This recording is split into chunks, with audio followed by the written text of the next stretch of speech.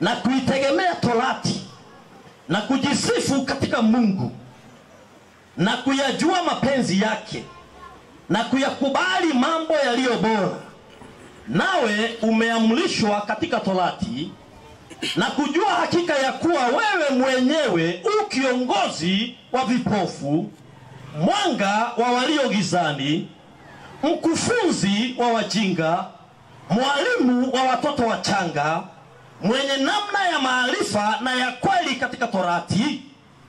Sasa sikiza mstari 21, anasema hivi: basi wewe umfundishaye mwingine, je, kujifundishi mwenyewe? That's a very strong question. A very strong question. Waswahili tunaitaka maswali baraga, maswali ambayo yana majibu hapo ndani. Na anauliza wewe ambaye unafundisha wengine, je, hujifundishi mwenyewe? Wewe uhubirie kwamba mtu asiibe, waiba mwenyewe? Wewe usemaye kwamba mtu asizini, wazini mwenyewe? Wewe uchukiaye sanamu, wateka mahekalu? Wewe ujisifuye katika Torati, wamvujia Mungu heshima kwa kuiasi Torati? Kwa maana jina la Mungu latukanwa katika mataifa kwa ajili yenu. Pause there. Biblia inasema, Paulo anaambia kanisa la Warumi, vijana wa wakati huo, anawaambia ya kwamba jina la Mungu linatukanwa kwa sababu yenu. Na anawaambia ya kwamba Mungu amepata aibu kwa sababu ya Waisraeli. Mungu amepata aibu kwa sababu ya Waisraeli. Jina la Mungu limetukanwa, jina la Mungu limeaibishwa kwa sababu ya Waisraeli. Sikia niwaambie watu wa Mungu, sikia niwaambie. There is another disgrace of being hypocrites. Kuna aibu nyingine ya kuwa wanafiki. Kuna aibu nyingine. There is another disgrace of being hypocrites. Aibu ya kuwa wanafiki. Wayahudi, Jews, were accused of stealing, yet they taught people not to steal. Wao walifundisha ya kwamba usiibe, na wakasema Torati inasema kuimba ni baya. Lakini mwizi akishikwa kijijini ni Myahudi, yule alikuwa amebeba Biblia, yeye ndiye mwizi namba 1. Alafu pia Biblia inasema wakafundisha watu ya kwamba kuzini ni baya. They taught people fornication is sin, yet they lived in fornication. Wakawafundisha kuzini ni baya.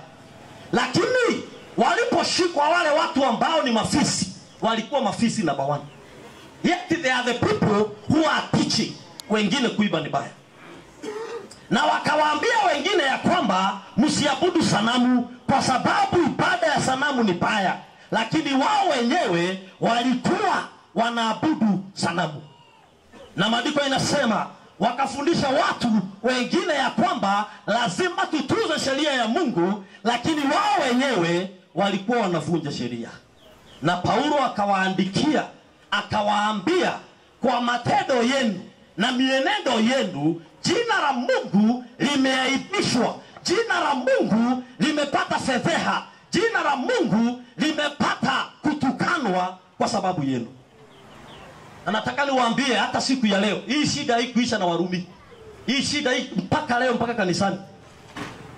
Watu ambao wanaibisha jina la Mungu. Na nimekuja kuambia watu wa Mungu, hiyo tabia ya kuaibisha jina la Mungu lazima ifanye nini? Lazima ikome. Lazima tuondoe aibu ya kuaibisha jina la Bwana. Unakuta mtu ni Mwadventista na analewa pombe. Kabisa. Yeye na anafundisha wengine pombe ni baya. Lakini yeye mwenyewe analewa pombe. Jina la Mungu linatukanwa, jina la Yesu limetukanwa. Na watu kama hao tumekuja kuwaambia kwa jina la Yesu watuondolee hii nini? Aibu. Watuondolee aibu kwa jina la Yesu. Watuondolee aibu. Na pia wewe tunakujua. Umekaa hapa unanisikiza saa hii, unanisikiza vizuri na tunakujua. Wewe ni mtoto wa elder, wewe ni mtoto wa head deaconess, mababa yako ni mshiriki mzuri sana. Yeye ndiye anatuhubia kila Sabato. Lakini wewe mtoto wake ambaye aliombewa kanisani tukiona na tukakupiga picha. Baba ni mshiriki mzee wa kanisa, very committed man. Mami ni kiongozi wa human ministry. Lakini wewe tabia yako, mienendo yako haina hata chembe ya Uadventista. Haina kabisa. Tunaangalia watu wawili, there is no correlation. There is no correlation. Nimekuja kuambia watu wa Mungu, kama huyo ni wewe, unaleta aibu kwa jina la Kristo. Na lazima hiyo aibu iondoke kwa jina la Yesu. Lazima iondoke. Lazima iondoke. Kwa sababu jina la Mungu linatukanwa na watu wa nje kwa sababu yetu. Wewe unapotembea na vijana wengine ambao wazazi si wa kanisa, hakuna tofauti. Actually, hata shetani anakushangaanga, anasemaga, "Hii hata huyu ni wangu kweli?" Hata huyu. Tuondoe aibu. Na Paulo akawaambia wanayudhi wa wakati huo, akaambia kanisa la Warumi, jina la Mungu linaaibika kwa sababu yenu. Na lazima tuondoe hiyo aibu, watu wa Mungu. We date and court like the world by fornication. Na tumefundishwa, tumehubiriwa, and the Bible is very clear that fornication is sin. But us Adventists of today, vijana wa Yesu, we date and we court like the world by fornication. Aibu. Hiyo ni aibu. Mumejuana tu the following day, ndio mumejuana. And after some time ya kujuana na kuwaona mkitembea tembea, baada ya miezi 3 msichana tumbo inaanza kusonga songa. Kusonga songa, na tunajua si ugali amekula. Inaanza kusonga. Inaanza kusonga. Msichana bado huko kwa baba yako. Na unaanza kutapika hapo asubuhi. Baba yako akikusikia, your own father akikusikia, asubuhi unajificha hapo nyuma ya nyumba. Aibu. Disgrace. Aibu. Ni aibu. Ngoja ukatapike kwa mume wako. Ngoja ukatapike huko. Ni aibu. Ni aibu. Ati asubuhi unapatana na baba yako na litumbo likubwa, unatembea, mnapishana kwa corridor. Unajaribu kugeuza tumbo saidi hii ndio mzazi apite. Aibu. Ni aibu. Ni aibu. Yaani unangangana na baba yako mzazi kupita kwa nyumba. Ni aibu. Na lazima nikwambie ni aibu. It's a disgrace. Na nilikuja nikwambie leo, nilitoka Narok nikwambie, andika saa hii, ni aibu. Ni aibu. Na Mungu anakuambia wewe, tuondoe hii aibu. Tuondoe hii aibu. Tuondoe hii aibu. Kijana Mwadventista, na umefundishwa mapenzi kabla ya ndoa, sex before marriage is sin. Biblia inasema hivyo, na unajua si ya kwamba hujui. Lakini wewe umesikia watu ambao hata hawajui kanisa wanasema ile mienendo ya vijana wa SDA. Ile mienendo ya vijana wa SDA. I came to tell you, ni aibu. Ni aibu. Ni aibu sana, ni aibu sana. It's a disgrace kwa kijana mvulana wa Kiadventista. Na wewe kazi yako ni kuharibia wasichana maisha. Umejifanya una date huyu, unamwacha na mimba, unamuruka. After some time una date mwingine, unamuruka. Kanisani wewe ni malaika. Hata ukiiba base mpaka watu wanastuka. Lakini msituni uko na watoto 8 wanafanana na wewe. Kabisa. Masikio na macho ni yako. Kabisa. 8 of them. Wamejificha mahali. Wanajificha mahali. Sabato wewe ni mtakatifu kabisa, na kataika kode hapa na kabureza kamekatwa hivi yu. Umesimama tu hapa, unatuimbia. Ili hali kijijini wewe ni kama machine gun, unaenda ukishuti kila mahali. Machine gun. Umeharibu maisha ya watoto, wasichana. Alafu unasikia kama mtu kanasimama hapo kanasema ya kwamba, and especially you church men, nyinyi wanaume, I have a problem with you. I have a big problem with you. Baada ya kurandarana na kuharibu maisha ya wengine, unasikia kama mtu kanasimama kanisani kanasema, I want to start afresh. Stupid fool, you have already started. Umeshaanza safari na umeenda bali. Mileage is too high. Umeenda, you cannot start again. You have already started. Na wakati tuko kwa mikutano ya vijana saa 8 Makabi, unasikia kama mtu kanasimama, I cannot marry a lady with a kid. Siwezi oa msichana ako na mtoto. I must marry a virgin. Listen to me, sikiza kidogo. You who must marry a virgin. After breaking 6 to 8 virginities, na watoto 10 wako kwa msitu wako, wewe huwezi kuwa stepfather. Who is stepfathering your children?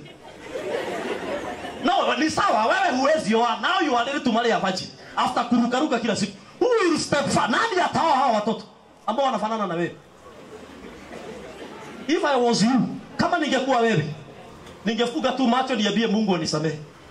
Na hao wasichana wote nimeharibia, ningechukua tu mmoja wao, sababu hakuna room ya kuoa mwingine. At least pastor alitufundisha moja, ningechukua mwingine na nioe huyo. At least kuna mtu ambaye atakuwa, kuna mtoto mahali atakuwa anaita dadi na mami.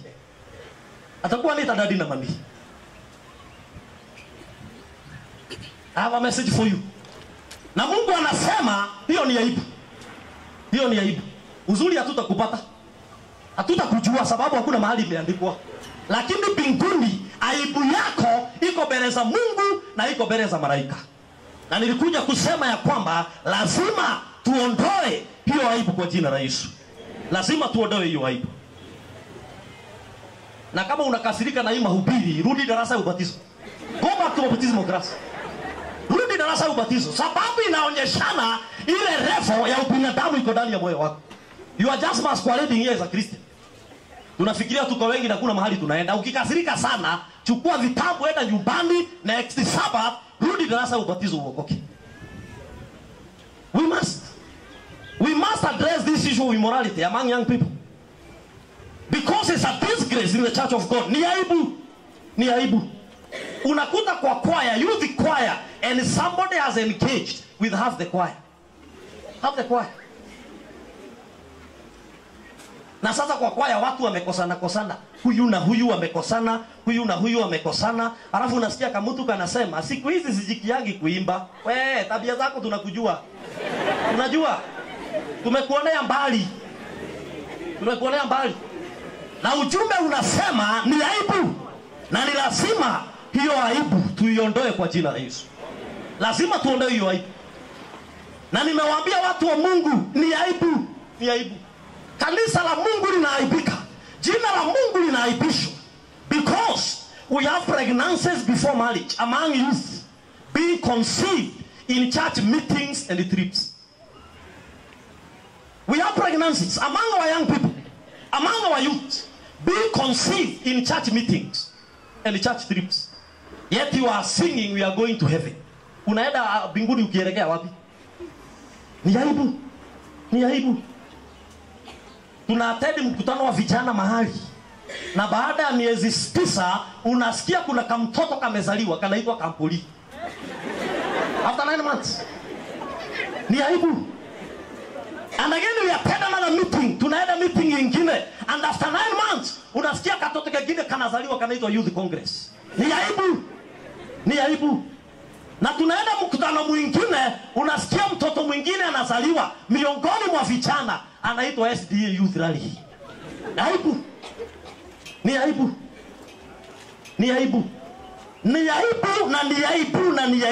aibu sana. Nataka nirudie. Wewe kupata mimba ukiwa msichana ni aibu kwako, ni aibu kwa wazazi wako, ni aibu kwa kanisa lako, ni aibu kwa kanisa la Waadventista, na ni aibu kwa Mungu wetu mbinguni. Ni aibu. Na nilikuja kuambia watu wa Mungu, tuondoe hii nini? Aibu. Tuondoe hii aibu. Ni aibu. We have dangerous love triangles in choirs and youth groups. Dangerous love triangles. Unakuta kwa choir alto ana date bass na tena. Soprano naye ana date bass mwingine na tena mwingine. Halafu unakuta watu wamekosana kwa choir, watu wamepigana, choir ambayo ilikuwa very powerful. very powerful. Baada ya siku chache hiyo kwaya sasa haipo, imeisha. Na nimekuja kuambia kanisa la Mungu, tuondoe hii nini? Tuondoe hii aibu. Ni aibu. Ni aibu. Ni aibu sana kwa Mwadventista kujulikana na watu wanaoavya mimba. Unangojea nisoge haraka, sisongi. Nataka hiyo point isink. Ya kwamba ni aibu, na ni aibu sana kwa Mwadventista anajulikana na watu wanaoavya mimba. Wanajua wako na aji sasa. How? Aji sasa.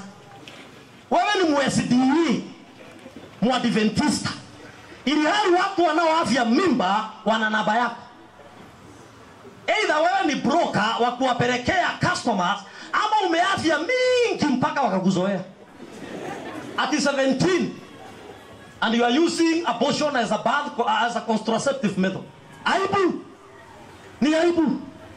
Aibu. Aibu sana. Aibu sana. Aibu sana.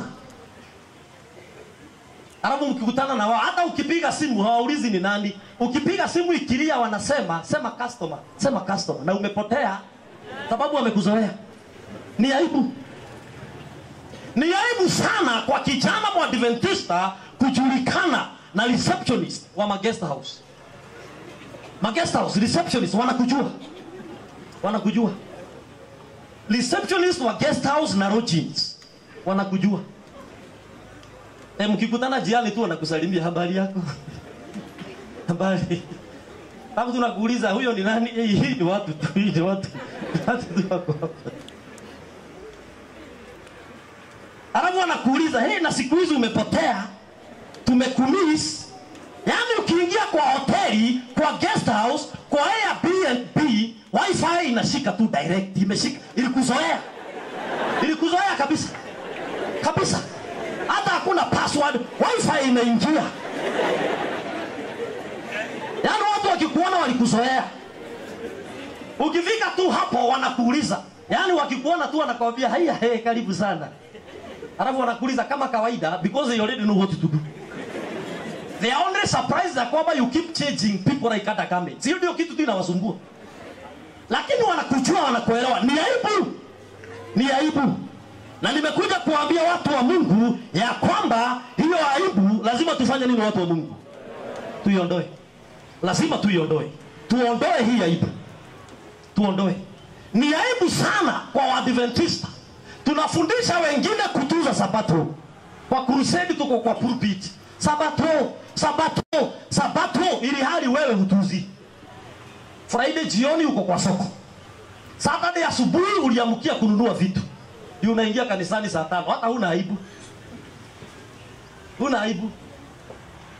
Divide ndio inaendelea, sifu Mungu wa neema. Unaona kama mtu kanatembea hapo mbele. Ko na kanywele kakifanya hivi. Aibu. Disgrace. Ili hali ya kwamba tunafunza wengine lazima tutunze Sabato. It's a disgrace. Ni aibu. Ni aibu sana kwa kwaya za Adventista, Adventist choirs, to fight and hate and have grudges over each other. Based na vile kwaya zinaiba. Hatred.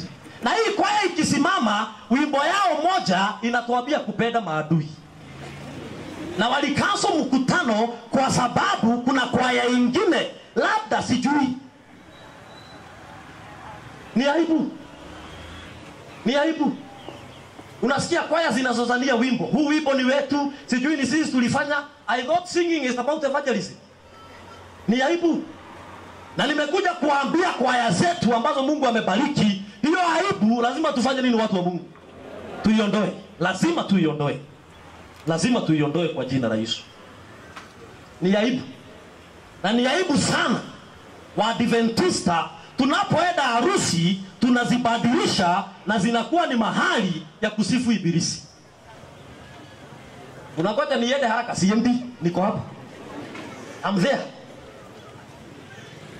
Harusi zetu tunageuza na zinakuwa ni mahali pa kumsifu na kumwabudu ibilisi.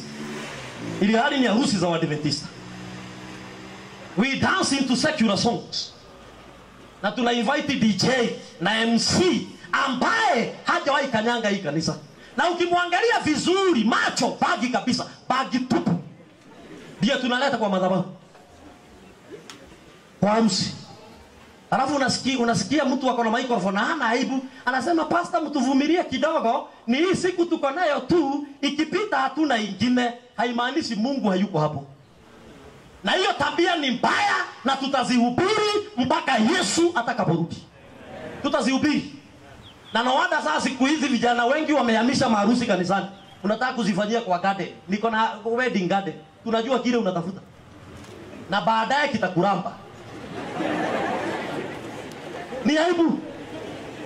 Lazima harusi zetu ziwe ndizo ambazo wengine wanaiga. Mpaka watu wengine waje benchmarking kwa harusi zetu. Lakini siku hizi hata mimi nilikataa kwenda harusi reception. Siedangi. Hata kanisa kesho nikimaliza hapa nikiweka microphone chini. Kuna harusi inafungwa kanisani mwangu kesho. Na siendi reception. Niliangalia program kabisa nikasema hapo siendi. Na nilikataa. Harusi ikiisha, pastor akiondoka, watu wanaanza kukatika. Unaangalia mama anadengua kiuno, anadengua vile anakatika. DJ anasema chini kwa chini na yeye anateremka. Na vile unateremka ni hiyo nafasi ulikuwa unangojea. Wamama ambao wanatupikia pasaka kanisani. Wamama ambao wanatupikia mzabibu kanisani. Na wazee na deacons ambao tuliwekea mikono na tukawaweka kando kwa ajili ya kazi takatifu. Ndio wanapangwa laini na mtu ambaye akaja haikanyaka kanisa. Na kaanza na kuna wimbo wanapendaga sana wanasemanga sijui vile inaipangwa. Na wamepangana laini wanazungukana, wanakatika. Nimekuja kuwaambia watu wa Mungu ya kwamba hiyo ni aibu. Ni aibu. Na lazima hiyo aibu watu wa Mungu tufanye nini? Tuondoe. It's a disgrace. It's a disgrace. Naona mnaniangalia vibaya sana, wacha nimalizie mahubiri pale. Lakini ni aibu kwa kijana mwadventista ambaye ni mwanafunzi. It's a disgrace for Adventist student to have low grades in school. Yaani wewe hakuna kitu unashika, ni aibu. A very good student, ni mwanafunzi mzuri sana. Ili parade wewe unaomba, wewe ndio unatuibisha wimbo. Wewe ndio hata unaitwa kila kitu, very good student. Lakini merit list inaposomwa uko namba moja lakini kuanzia ng'ambo ile nyingine. Aibu. Hiyo ni aibu.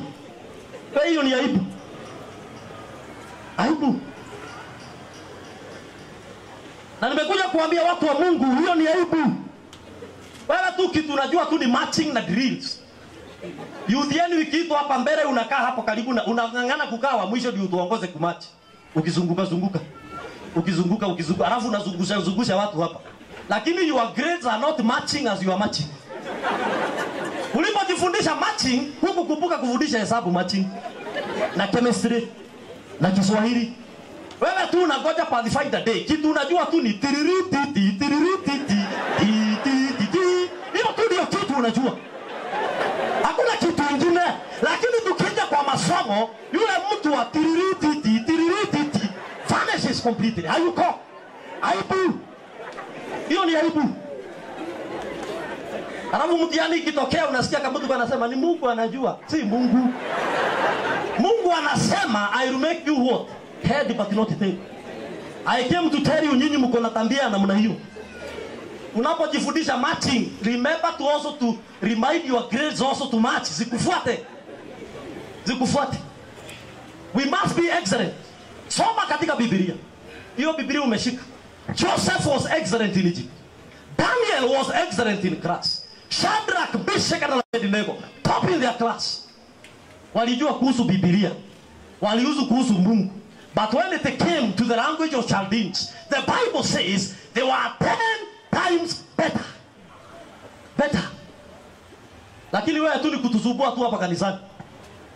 Lakini ikifika masomo wewe hauonekani. Ni aibu. Na nilikuja kuambia watu wa Mungu, lazima hiyo aibu ifanye nini watu wa Mungu? Iondoke. Ni aibu kuona Waadventista ambao wiki mzima wako kwa social media. Wako tu kwa social media, WhatsApp, Instagram, Facebook. You are always updating us on what is trending. Kwa wale ya kanisa, you are the chief discussant. Wewe ndio unajua kila kitu. Kila mahali wewe ndio unazungumza. Lakini lesson ya wiki hii hujaguza lesson. Kabisa hujaguza. Hata ulizo inasema nini hujui. Ni aibu. Ni aibu. Ushinde wiki mzima kwa Facebook. Lakini tukifika kuja kujadili lesson huna habari. Kabisa. Yaani ulistuka hata watu wanataja warandensi hapa. Yaani unasikia kuna mtu ana namna hiyo. Unasikia ati kuna mtu anaitwa reformers kai. Nani huyo haki? Kuna mtu ana namna hiyo. Lakini wiki mzima umeshinda kwa social media. Na kitasa ya sadaka ikipita tu unaiangalia. Yaani unastuka watu wanatoa sadaka. Huna sadaka ya kanisa lakini ya bado uko nayo. Kazi ya Mungu ikifika kusaidia, that's why you draw the line. Nilikuja kukuambia aibu lazima tuondoe watu wa Mungu. Lazima tusome Biblia. Ni aibu. Ni aibu. Unakuta vijana wa Adventista, they already know who is winning Premier League. Wanajua EPL nani anashinda. Na nawasikianga wakati ni ambassadors kakundi kako pale. Na wameiba simu za mabina na wameshikana kijana na mvulana na earphone ngabo hii na ingine na wamegawana chewing gum. Na uko darasani na unajua hata kuna magonjwa mengine ya kuambukizana. Wanasikiza pale. Alafu unasikia wana discuss. Nasikia wanaambiana Man City ikishinda game zao zote, Arsenal irusi hapa, Liverpool idraw hapa, alafu goal difference itawekwa hivi. Unasikia ukizungumzia, yani unajua kila kitu. Mpaka unapangana. Wale wakienda good Parkson, na hawa waende Etihad, na hawa watoke Ali na Zauma, Alina, na hawa waende Banabu, na hawa waende New Camp. Hizo vitu zote unajua. Lakini simamishwa hapa recite Genesis to Revelation. Hakuna kitu unajua. Aibu. Ni aibu. Hakuna kitu unajua. Aibu. Yaani unatuhesabia, unatupangia. Unatupangia. Hata wakati wa uchaguzi wewe ndiye returning officer in this guys. Huyu mtu aliibiwa kura hizi, zikaongezwa hapa, zikasonga na percentage hii, zile zilitoka pale, zikaingizwa hapa. Unajua kila kitu. But you cannot tell us 7th week prophecy in the book of Daniel. Tunapokutoa hapo sasa tunakuleta kwa Biblia. That's why you draw the line. Hakuna kitu unajua. Ni aibu. Ni aibu. Ni aibu. Na lazima watu wa Mungu kama Nehemia alivyoambia watu wake, lazima tuondoe nini watu wa Mungu? Hiyo aibu lazima tuondoe. Lazima tuondoe. Waadventista ambao hawataki kufuata mitindo ya kiadventista ya maisha. They don't want to follow Adventist way of living. Na tumehubiriwa. As Adventists, we have a message of health to now. We have a book called The Counsels on Food and Diet. We have a message. We have a message contained in the ministry of healing. We have a message. Na tumehubiriwa kila kitu. New start, celebration, kila kitu iko pale. Na wewe unaenda ukikula kila kitu kwa njia. Ukienda harusi unaulizwa wewe ni MSDA ni nini ukurangi? Unasema hata ungeshubuka na mimi ungeniuliza ni nini huwa nakula. Sababu vitu mingi zile nakula hizo mingi. Na watu walinendo ya Waadventista. Vile Waadventista vijana wa Mungu wanavyostahili kuvaa. You know, na umehubiriwa. Lakini wewe hutaki kusikia, hutaki kuamini, hutaki kukubali. Na siku hizi unakuta vijana wako na dreadlock kanisani. Kama Bob Marley. Kanisa yangu ni ya town na kuna vijana anakuja kanisani na dreadlocks. Na nywele ambazo zimesukwa. Zimenyolewa hapa Jordan na hapa juu zimesukwa. Na amevaa kofia. Unafikiria hatujui? Amekaa pale.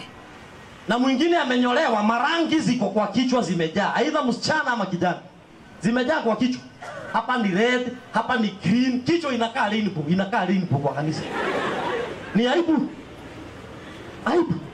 Aibu. Na mavazi ambayo ni ajabu ajabu. Unasikia mtu amesimama hapa kwa kanisa anatukoli sana aibu na amebeba microphone. Amevaa katrosa kamembana kabisa, kamemshika kabisa mpaka tunaaibika. Na huwezi sema ni kinyasa ama ni trouser sababu imefika katikati ya mguu. Na viatu ambazo hazina socks na kwa ubaya hata miguu haijapakwa mafuta, imeparara mbaya. Alafu umesimama tu hapo mbele yetu unatuimbisha. Aibu. Tuondolee aibu. Go and dress up. Aibu. Aibu. Aibu. Hiyo ni aibu. Alafu unakuta mwingine ni msichana anatembea kanisani na vile nguo za ndani zimejichora tunaona. Tunaona.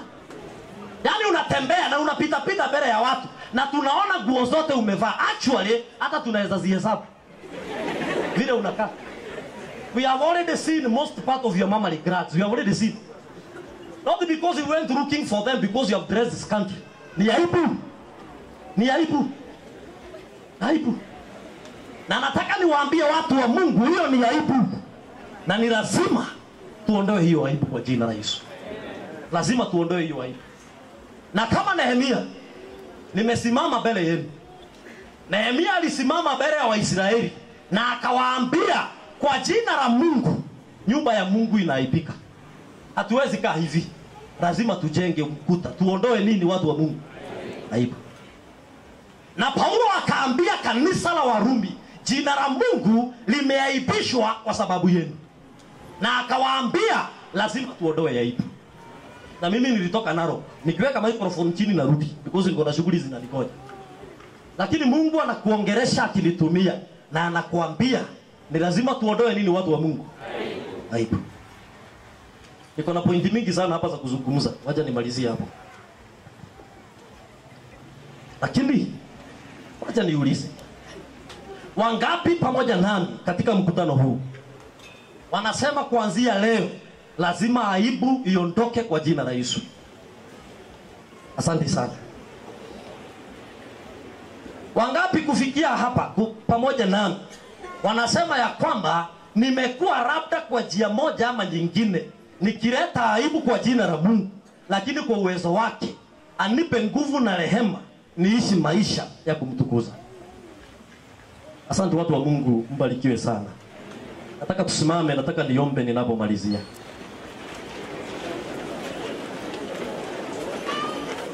Nataka niombe. Na labda hii ndio nafasi uko nayo. Nilifundishwa mahali nikaambiwa usiwahi maliza sermon bila kuita mwito. Na labda kuna mtu hapa anataka kuanza upya na Bwana. Na anasema nataka mwanzo mpya. Sitaki tena kuendelea na maisha ya aibu kwa jina la Yesu. I want a new beginning in my life. Nataka mwanzo mpya. Na labda huu mwanzo mpya unamaanisha nibatizwe. I want to give my life to Jesus from today. Leo hatubatizi. Lakini ukirudi mahali ulitoka, utakuta ya kwamba una ubatizo umeandaliwa. Na unaambia Mungu kwa jina la Yesu. Could be mkutano huu uliandaliwa kwa sababu yangu. Na Mungu anataka kuanza upya maisha na wewe. Na uko hapa. Ujabatizwa ama ulibatizwa ukateleza. Pastor Obara na Pastor Onchoki na Pastor wale wengine watakuwa hapa kukungojea. Hebu niulize choristers watuibishe wimbo nambari 105. Because the climax of every worship is to give people chance to be connected with Jesus. Mchungaji mpenzi, watumishi wa Mungu hao wote wako hapa mbele kwa sababu yako. Na unasema nataka nibatizwe. Si leo, lakini wakati ambao Mungu ataridhia nataka nibatizwe. Niko hapa tunakusubiri kwa sababu yako. Wimbo ukiisha sababu ya muda nitafanya ombi. You want to start a new life with God. We are here because of you. Unataka aibu iishe kwa maisha yako. Wewe ndiye tunasubiri. Njoo tuombe pamoja. Mchungaji mpenzi, ukuita uje katika zizi lake panapo salama. Hadi anasema nataka nibatizwe. Yesu anasema mchungaji jo. Niko hapa ninakugoja. Wimbo huo ukiisha ninamaliza. Jo. Yesu aliye kweli huwaita kwake. Huita kwa moyo wa huruma. Kwa moyo wa huruma anaita jo. Na ibada imeisha, usijali nani anakaa kwa kiti chako. Jo. Asante sana ndugu yangu, Mungu akubariki. Nani anachagua Yesu mchana wa leo? Tuko hapa kwa ajili yako. Njoo nyumbani. Tunataka kuanza upya na Yesu. Njoo. Akatoa maisha kwa sababu yako. Mahali ulipo njoo. Hujabatizwa na ungependa kubatizwa. Asante dadangu, Mungu akubariki. Njoo mahali ulipo. Nafasi iko karibu kufungwa. Walio nyuma, walio katikati, Yesu anawagoja. Asante ndugu yangu. This is the day. This is the day. Come home my brother. Come home my sister. Come. Jesus is calling you. Come. Njoo nyumbani. Ungependa kuunganika na Kristo. Ungependa urudi nyumbani na uhusiano na Bwana. Njoo nyumbani. Yesu anakuita. Yesu anakuita. Mchungaji anakuita. Njoo. Huita kwa moyo wa njoo nyumbani.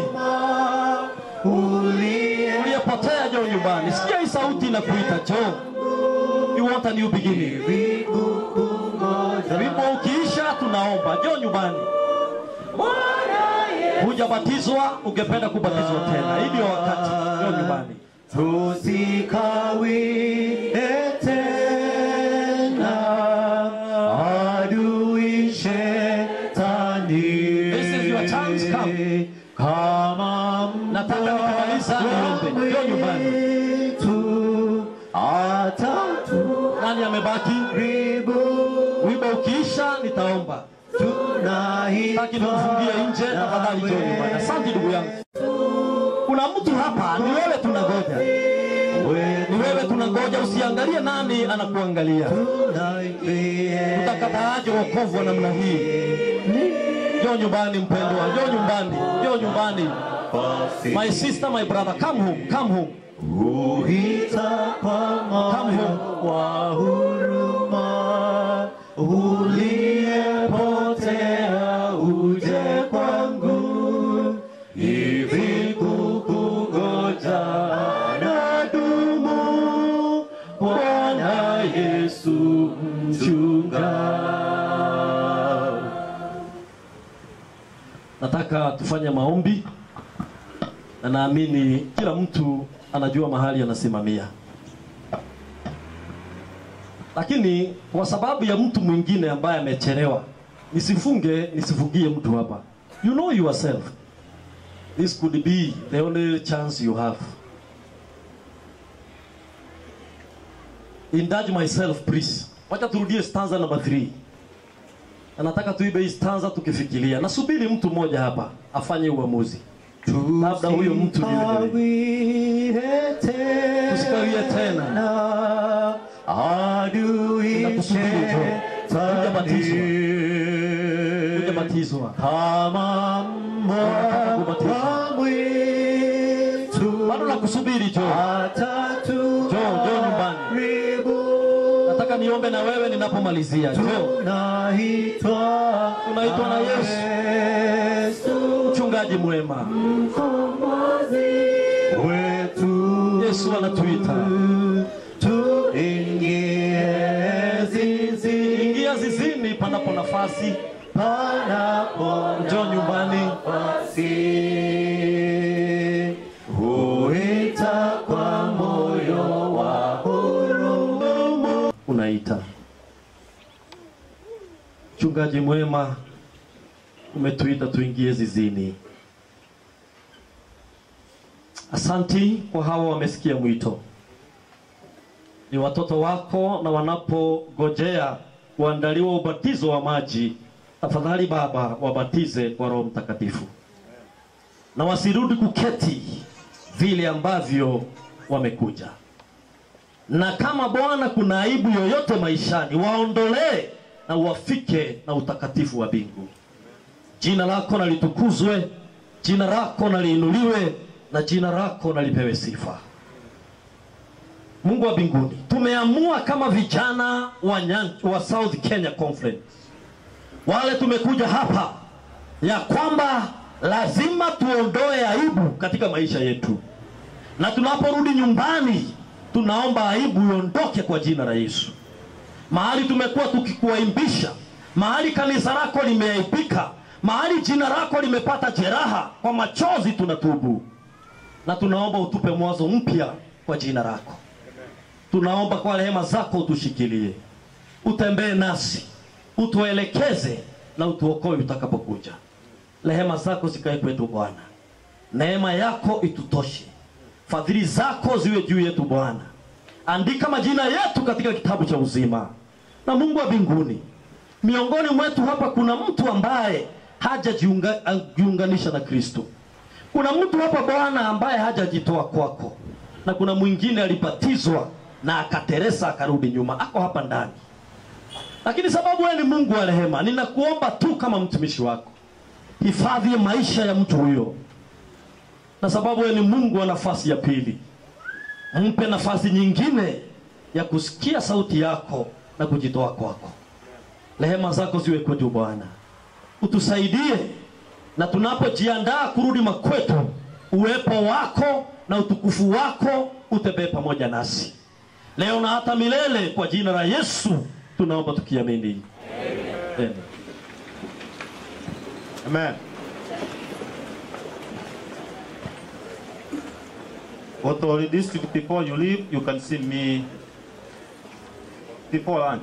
Before you go for lunch. Yeah. Before you go for lunch, you can see me around here. Up. Thank you very much, Pastor Robert. God bless you. Nasema ya kwamba katika kile kikombe ulichotunywesha, Bwana naye akunyweshe katika kikombe hicho. How many of us are blessed?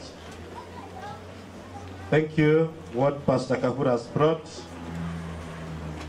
Najua ni kweli ya kwamba siku ya leo tungekuwa tunamalizia Congress ya South Kenya Conference, na wageni ambao tumekuwa nao ni wageni wetu tulioalika rasmi kwa sababu ya Congress ambayo haikuwezekana vile ambavyo Executive Secretary alisema mpaka mwezi wa Disemba.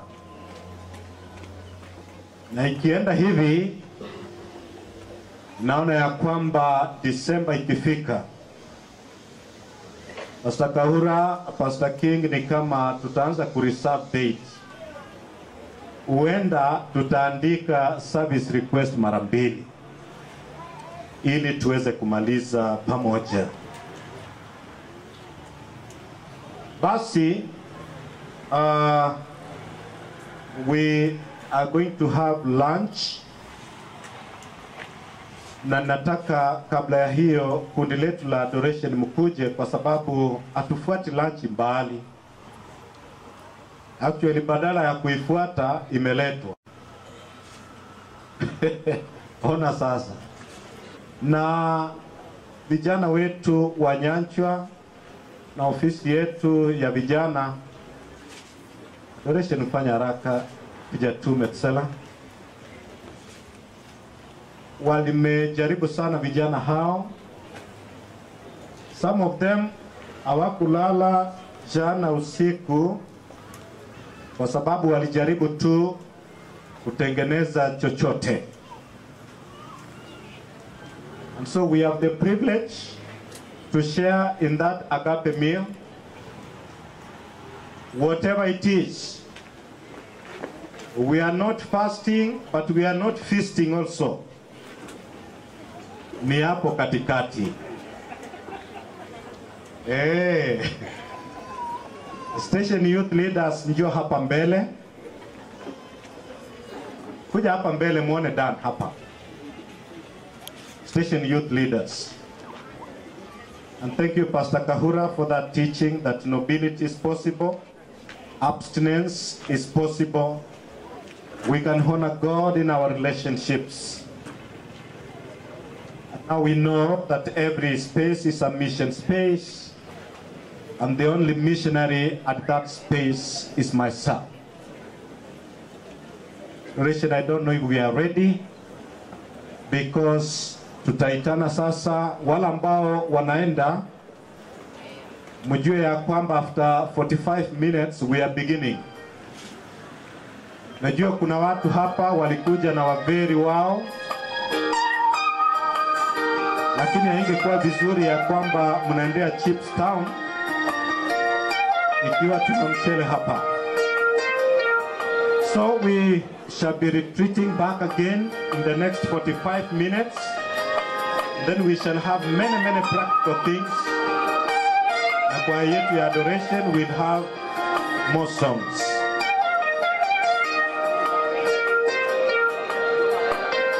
Our district leaders here, district leaders wa vijana muje. Nyanchwa district next week, saa 8 mchana, mutakuwa kule Kiamuiro. Na matendo ya Bwana Yesu, kando ya bahari na njia kuu ya Yeriko. Tazameni jinsi umati mkubwa unavyosogea, wamesikia habari zake Mwana wa Mungu. Ni nani awezaye kufanya mambo makuu? Ni nani awezaye kumwokoa? Mwana seremala, Mungu wa Israeli, ameponya vipofu, viwete wanatembea, mapepo yanatoroka, viziwi leo wasikia.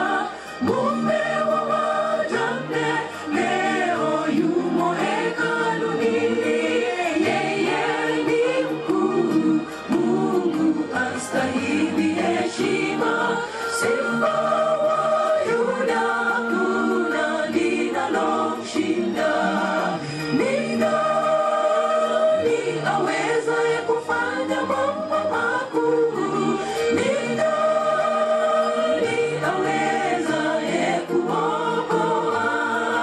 Mwana seremala, Mungu wa Israeli, ameponya vipofu, viwete wanatembea, mapepo yanatoroka, viziwi leo wasikia. Mume wa wajane leo yumo hekaluni, yeye ni mkuu, Mungu astahili heshima. Simba wa Yuda, hakuna linalomshinda.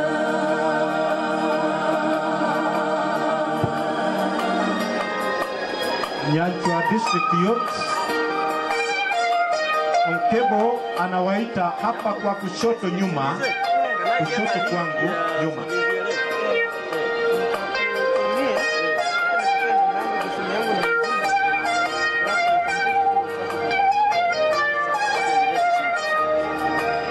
Angalieni jinsi matendo yake yalivyo, amefufua Lazaro, neno lake laponya.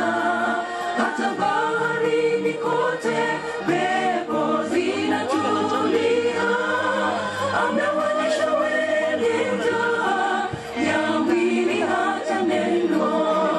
Ni nani awezaye kufanya mambo makuu? Ni nani awezaye kuokoa?